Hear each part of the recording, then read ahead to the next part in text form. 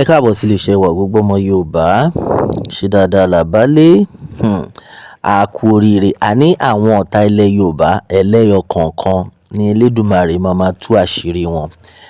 Lọ́wọ́ yìí, lára àwọn tó jẹ́ pé wọ́n supply àwọn agbésùmọ̀mí ní àdó olóró tí wọ́n lọ ń fún wọn ní oríṣiríṣi tí wọ́n fi ń jí àwọn èèyàn gbé tán tún fún wọn ní information. Ọwọ́ ti bà wọ́n o. In fact, lára àwọn tí wọ́n fún àwọn agbésùmọ̀mí yẹn ní àwọn ọta, àwọn ìbọn, àwọn information láti jí àwọn ọmọ Oríire gbé, àṣírí wọn ti ń tú lẹ́yọ kọ̀ọ̀kan. Now, ẹ wo bàbá tẹ̀ ń rí, bàbá yìí ó pẹ̀lú àwọn tí wọ́n fún àwọn agbésùmọ̀mí yẹn ní information. Ẹ mọ̀, gbogbo ìgbà táwa ń gbàdúrà, tá à ń pariwo, tí àwọn ìránṣẹ́ Ọlọ́run tí wọ́n ń gbàdúrà pé àṣírí wọn máa tú lẹ́yọ kọ̀ọ̀kan, pé àṣírí wọn ò ní bò. Àwọn tó mọ̀ ń pa bí wọ́n ṣe ń jí àwọn ọmọ Yorùbá gbé, tí wọ́n ń jí àwọn èèyàn gbé, pàápàá jùlọ àwọn ọmọ Oríire tí wọ́n jí gbé ní táìmù yẹn. Àdúrà yẹn ni pé Elédùmarè máa expose wọn títí kan àwọn bàbá arúgbó nú wọn ni àṣírí wọn ti tú yìí o. Ẹ wo máa yìí, òun lẹ̀ ń wo àwòrán ẹ̀. Ó máa ti ka, ó ní pé kíkan ṣohun jẹ́jẹ́ pé in fact pé Oríire local government pé àwọn tíṣà tí wọ́n jí gbé yẹn, póun pẹ̀lú àwọn tí wọ́n fún wọn ní information táwọn dẹ̀ supply àwọn irinṣẹ́ tí àwọn agbésùmọ̀mí yẹn tí wọ́n ń lò títí kan àdá, àwọn shovel, máa yìí. Ẹ wo bí dàgbà kí irú àgbàlagbà báyìí kó máa wúrú wà bẹ́ẹ̀ yẹn. Now, gbogbo àwọn ọmọ ìlú ti jáde tán pé Ọlọ́run ló mọ ìgbà tí irú àwọn èèyàn báyìí tán ti bẹ̀rẹ̀ ìwà bí. Ọlọ́run nìkan ló mọ gbogbo time tó ti bẹ̀rẹ̀ àwọn iṣẹ́ burúkú yìí. Because bí gbogbo ẹ ṣe ń lọ yìí, wọ́n pọ̀ bẹ́ẹ̀ tó jẹ́ pé wọ́n ṣì ń hide. Ẹ̀yin náà máa wo irú bàbá yìí sìn. Àwọn kan máa jẹ́ ọ̀rẹ́ o ní ibi tó ń gbé. Wọ́n máa kí, wọ́n máa wò bí èèyàn gidi ni. Bàbá lágbájá, ṣe bá ṣáàwó. Not knowing pé ó ń bá àwọn agbésùmọ̀mí ṣiṣẹ́. Not knowing pé ó ń fún wọn ní information. Not knowing pé bó ṣe wà yìí, òun àti àwọn agbésùmọ̀mí wọ́n jọ ń sùn, wọ́n jọ ń jí. Irú eléyìí sìn, wàá wò bí èèyàn gidi ni. Wàá lọ máa sọ àṣírí ẹ fún. The next thing, á di àárín òru, ó máa ti target gbogbo all the members of the family. A ti rí pé wọ́n ti sùn. A ti mọ iye tí bàbá yẹn ń gbà. Ọ̀rẹ́ ẹ̀ tó jẹ́ táwọn méjì jọ jẹ́gbẹ́, a ti mọ ìgbà tó ń wọlé. The next thing, a lọ plan pẹ̀lú àwọn agbésùmọ̀mí kí wọ́n á jí gbé. Irú àwọn eléyìí ni wọ́n máa wà ládùúgbò. Ẹ ṣọ́ra o.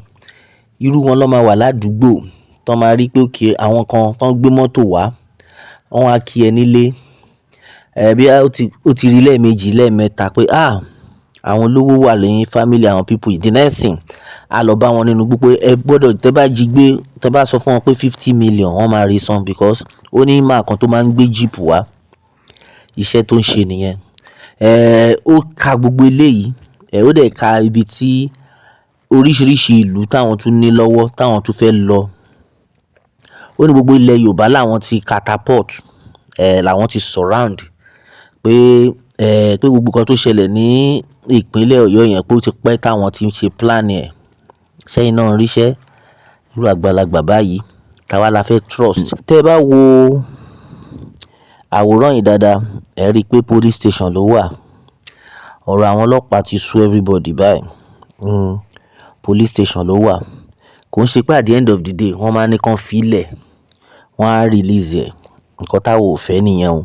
A ti sọ títí pé tẹ́ bá fẹ́ kí ìlú yìí kó tòrò, àwọn arábí tẹ́ bá ṣe ń mú wọn, ẹ máa ṣe kinní yẹn fún wọn ni.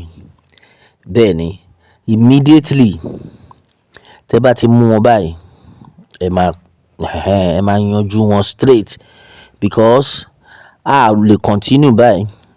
Tán bá dẹ̀ believe wípé àwọn lè release ẹ̀ because àti àwọn mẹ́ta máa trust mọ́. Mẹ́ta máa trust. Lẹ́nu ọjọ́ mẹ́ta ni wọ́n mú sójà kan tó jẹ́ pé òun gan-an ó ń supply àwọn agbésùnmọ̀mí ní nǹkan tó ń lò, tún fún wọn uniform gan. So ta la fẹ́ trust? Irú bàbá arúgbó yìí sìn, ẹ tún wo nǹkan tóun náà gbé ṣe. How long la fẹ́ fi máa ṣe gbogbo eléyìí? Ara nǹkan tá à ń sọ nìyẹn. How long la fẹ́ fi máa ṣerú àwọn kan báyìí? Now àwọn people yìí wọ́n ń ṣe ẹran rírọ̀, because ibi tó tiẹ̀ ti wá ṣe é dé nsìn, anybody tán bá ti rí kán máa pa ni. Bí ìgbà pé èèyàn jẹ́ mosquito níbi tán wà, anybody ẹ̀mí èèyàn tiẹ̀ wá jọ wọ́n lójúmọ́. So now irú èèyàn báyìí tó jẹ́ pé ó ń supply àwọn agbésùnmọ̀mí tó ń burú ìwà bẹ́ẹ̀ yẹn, kí ni ìyàtọ̀ náà méjì? Ìwọ tó lè dájú àwọn èèyàn, tó lè ra àdá lọ fún wọn kán fi béèyàn lórí. That means wà tí wọ́n the same thing ni. Now nǹkan táwọn èèyàn sọ ń sìn ni pé kí ìjọba kí wọ́n fi bọ̀bọ́ yìí, bàbá kan ni, kán fi bàbá yìí kí wọ́n fi trace gbogbo àwọn agbésùnmọ̀mí yẹn káàkiri, because ó ti jẹ́ kán mọ̀ pé as far as gbogbo Nigeria is concerned, pé kò sí ibi táwọn ò tí ì dé lọ ṣiṣẹ́. Báwo ló ṣe máa ń wọnú igbó yẹn? Wọ́n ní pé ọ̀kadà ló máa ń gbé, á gbé ọ̀kadà, á múra bí àgbẹ̀ tó ń lọ sóko. Wọ́n dára wọn mọ̀. Á múra bí àgbẹ̀ tó ń lọ sóko, á wà lórí ọ̀kadà. Ẹ máa rò bóyá bàbá arúgbó kan tó fẹ́ face family, tó fẹ́ tún ìlú ṣe, tó fẹ́ tún ayé àwọn ọmọ ẹ̀ ṣe, ẹ̀ ní mọ̀ pé òun gangan òun ló ń pa àwọn ọmọ kéékèèké, tó ń pa àwọn àgbàlagbà, tó ń ṣe oríṣiríṣi nǹkan burúkú. Àwọn èèyàn máa pity ẹ̀ pé ìyá bàbá yìí ó máa hustle, oko ló ń lọ. At the end of the day tí irú wọn bá ń bọ̀, wọ́n máa gbé nǹkan oko dání, ẹ máa rò bó lọ sóko lọ ṣiṣẹ́ ni. Not knowing pé ó lọ yanjú àwọn èèyàn ni, ó mú àdá lọ fún wọn, ó kó ìbọn dání lọ fún wọn oríṣiríṣi. Máà tí wọ́n pa yẹn, máà teacher yẹn, àwọn àdá tí wọ́n lò, máà yìí ló ń supply ẹ̀. Bẹ́ẹ̀ ni, àwọn àdá tán fi bẹ́ máà yẹn lórí. So now gbogbo àwọn èèyàn ti ní pé ẹ wo, immediately kan yanjú ẹ̀, kò tiẹ̀ need kán ṣẹ̀ máa sọ story. Bẹ́ẹ̀ ká ṣá máa dúpẹ́ lọ́wọ́ Ọlọ́run pé Ọlọ́run tú wọn láṣìírí lẹ́yọ kọ̀ọ̀kan, and wọn ò ní escape ẹ̀ lágbára Elédùà. Meanwhile, nígbà tí mò ń wo àwọn fọ́nrán yìí nípa máà yìí, mo lọ sí comment section. Àwọn kan ní pé wọ́n ti mú máà yìí tẹ́lẹ̀, but wọ́n release ẹ̀ ni. Gbogbo time àwọn olóògbé Buhari yẹn, òun ni wọ́n ti mú máà yìí tẹ́lẹ̀, gẹ́gẹ́ bí nǹkan táwọn èèyàn sọ. Àwọn tí wọ́n dàbí wọ́n ti rójú ẹ̀ rí. Ṣé ẹ̀ ń rí nǹkan tá à ń sọ rèé o? Ṣùgbọ́n kí ló ṣẹlẹ̀? Wọ́n release ẹ̀. Lẹ́yìn tó ń release ẹ̀, òun ló tún padà yí o. So that means nǹkan tí gbogbo wọn tó ń ṣe ń sìn nìyẹn.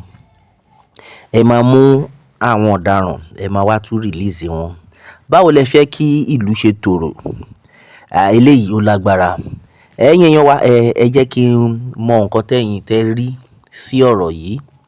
Kí ni èrò yín? Eléyìí tó ti jẹ́ pé àwọn kan ti ń jẹ́ a mọ̀ pé wọ́n ti mú rí, tán release ẹ̀. Kí lẹ rò pé ó tún máa ṣẹlẹ̀ báyìí lórí ọ̀rọ̀ yìí? Àfi kí Elédùmarè ṣọ́ wa ni o. Bẹ́ẹ̀ ni ẹ̀yin èèyàn wa, a ní rí jù báyìí lọ lórí eléyìí. Ẹ má gbàgbé láti tẹ̀lé Pilado World fún àwọn ìtúpalẹ̀ míì. Ó tún wá dọjọ́ mi o, ọjọ́ rẹ̀ ó dàbọ̀.